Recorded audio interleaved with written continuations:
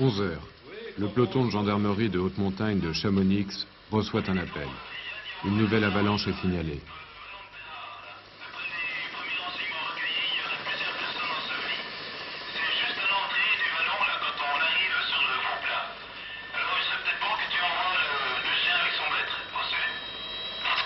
Alors, bien reçu, hein, je vais déclencher les secours.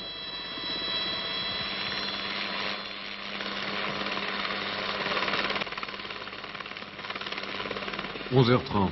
L'hélicoptère a localisé l'avalanche à 1500 mètres d'altitude sur le col du Monté. «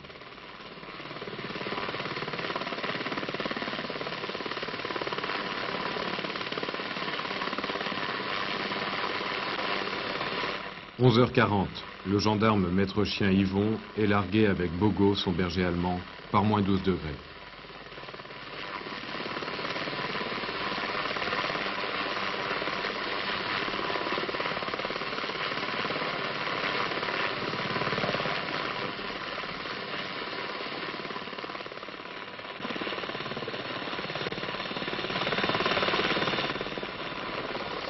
11h45.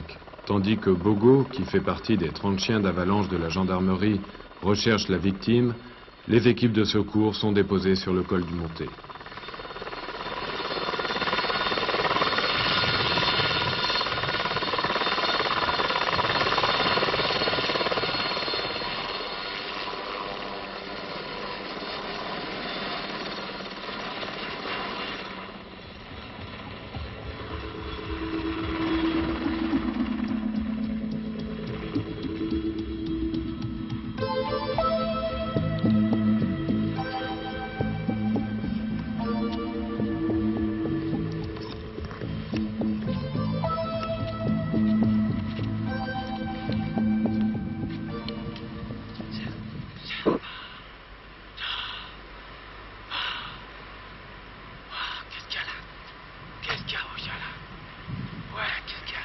11h55. Bogo a localisé la victime.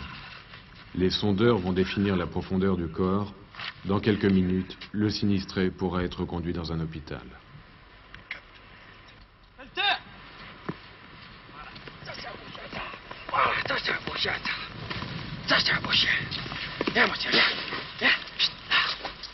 Viens coucher, là, à la sonde.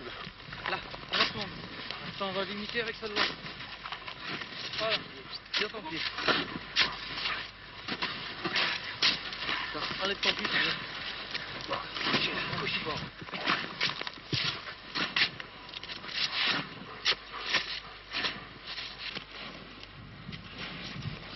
Il respire encore? Oui, il respire. Ah ouais, extra. L'opération a duré moins d'1 heure. Pour le gendarme maître chien Yvon du peloton de gendarmerie de haute montagne de Chamonix, tout commence par l'apprentissage du chien. Quand le chien arrive la première année, il faut donc l'initier à la recherche en avalanche. Ce qui est donc basé sur la recherche du maître. D'abord le maître non enseveli, ensuite le maître enseveli avec une personne étrangère. Et lorsque le chien a bien fait l'association d'idées, on passe à la recherche sur une personne étrangère seule.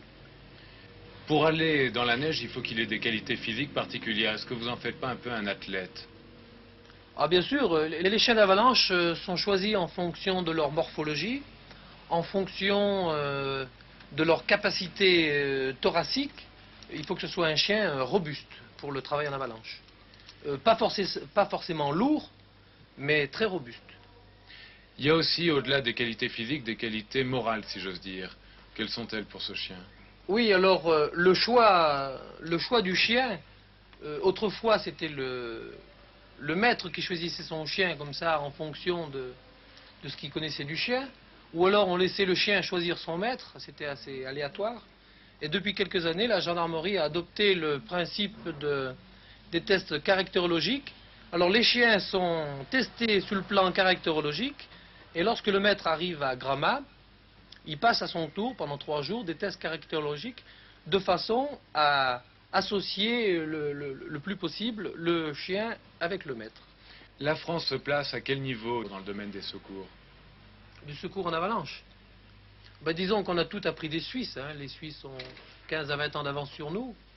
Alors maintenant, depuis quelques années, la France fait en sorte d'essayer de rattraper ce retard. Est-ce que le chien peut être confié à quelqu'un d'autre qu'à vous?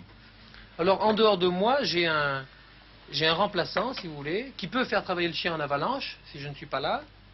Mais essentiellement, c'est moi qui fais travailler le chien. Quelqu'un qui n'a aucun rapport avec lui pourrait l'utiliser de la même façon? Je ne pense pas. Je ne pense pas, il n'y aurait sûrement pas le même rendement, disons. Est-ce que vous ne pensez pas que ce chien répond à des réflexes mécaniques, finalement? Est-ce qu'il est capable d'interpréter, de comprendre tout ce qui lui arrive? Oui, chez les vieux chiens, quand ils nous voient arriver avec la pelle, la sonde pour le travail en avalanche, et dès que le chien voit les boules de l'avalanche, il se rend bien compte qu'il va travailler sur une avalanche. Jusqu'à quel âge peut-il travailler? Alors jusqu'à 8 ans d'âge pour les chiens d'avalanche et aux alentours de 9 ans pour les chiens de pistage. Et qu'est-ce qu'il va devenir une fois qu'il ne pourra plus assurer sa fonction? Eh bien, il sera réformé et il sera vendu par le domaine avec priorité de rachat pour moi-même, quoi. Pour vous, ça doit être un peu tragique, non, de vivre ces moments de vente? Ça sera sûrement un gros chagrin. Vous allez le racheter? Ah oui, oui, bien sûr. Qu'est-ce que vous en ferez? Ah ben, je le garderai pour moi à la maison. Il coulera une douce retraite, tranquille. Comment se passe une de vos journées avec le chien?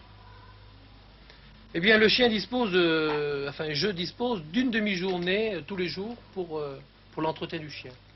Ça consiste en Alors, quoi? ça consiste, si j'ai un entraînement de prévu, bon, j'effectue l'entraînement, ou alors des promenades en montagne, des balades, et puis toujours entretenir l'obéissance. Il a un régime alimentaire particulier? Ah, le berger allemand a un régime assez strict parce qu'ils sont assez fragiles des intestins et de l'estomac, on ne peut pas leur donner n'importe quoi. Et il a une ration alimentaire d'environ 1,4 kg, 1,5 kg l'hiver et entre 900 grammes et 1 kg l'été. Quand vous rentrez d'une avalanche, est-ce que le chien est récompensé? Le stade de la récompense, disons alimentaire, est dépassé pour un chien qui est dressé. Il se contente de la caresse du maître et rien que le fait d'être en présence de la victime qui a été dégagée de l'avalanche lui suffit. Est-ce que vous pourrez qualifier les relations qui vous unissent avec votre chien? Ils sont très amicales, très amicales.